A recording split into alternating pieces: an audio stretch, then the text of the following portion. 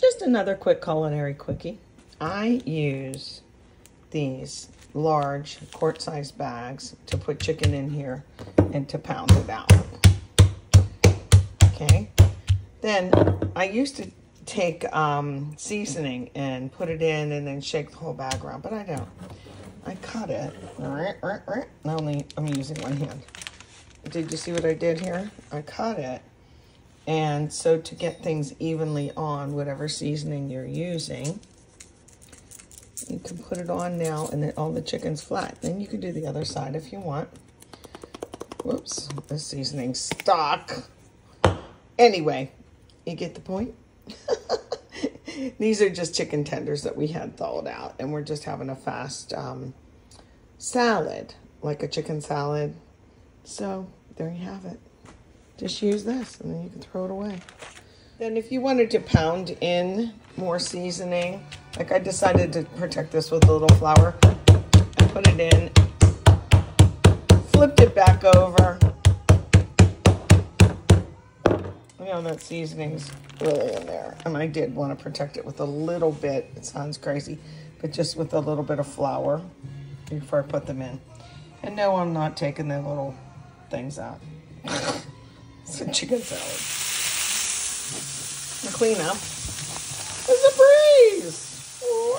So that little bit of flour that I pressed into these protects it and keeps it real tender. This will not be dried out. This is going to be super tender. I just threw,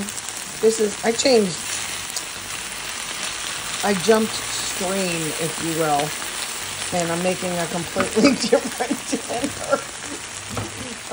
Yeah, completely different dinner out of this. We had some mac and cheese, and I just added some half and half to that to get it back to how it was, nice and creamy.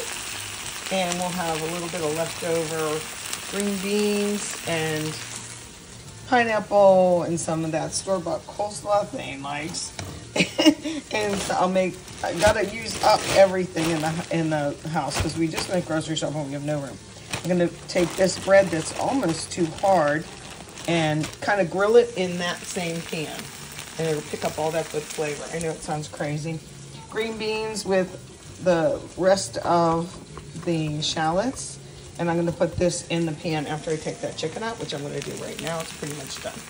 Same skillet. I know this video is like all over the place, but some days you just gotta cook like this. I zapped the rest of these for a minute so to give them a head start because they're frozen. Get in there. In fact, I'm going to put that other little piece of butter here because I'm going to put the onion in. All right, get in there. And stir that up. If it picks up a little of the barbecue flavor, that's okay. And turn it up. When the onions are done, this will all be good. And then I'm going to put my bread in after that. One skillet can have many uses.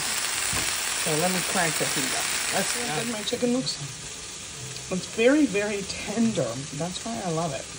That little bit of flour on there, pressed in, and delicious. Okay, we're going to continue the crazy. I kept this little bit of mixture.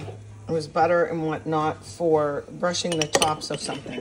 But look what I'm going to do with it. Sorry, I gotta dump it. I can't do this with one hand. Get in there. There we go.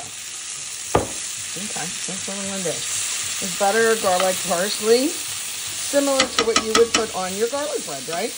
Yes, this is the same skillet. You have a nice depth of flavor. And this bread is looking sorry, but it's not really moldy or anything. So we're going to do that. Get it in there.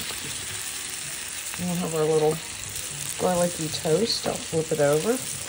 And you'll think, wow, how'd you make that? Well, it's easy. And my green beans. Baby. And we'll have a little of that store-bought coleslaw with some leftover pineapple because I don't like to waste. Like Ben Franklin says, waste not, want not. This literally took 30 seconds because look at how hot the skillet is. This is similar to how when you put your bread on the outdoor grill, that it'll end up tasting like the grill itself too. So now it came back to life. And we're getting ready to make our dish, I think. Okay, gotta go. You're my cat. You don't like this, kitty.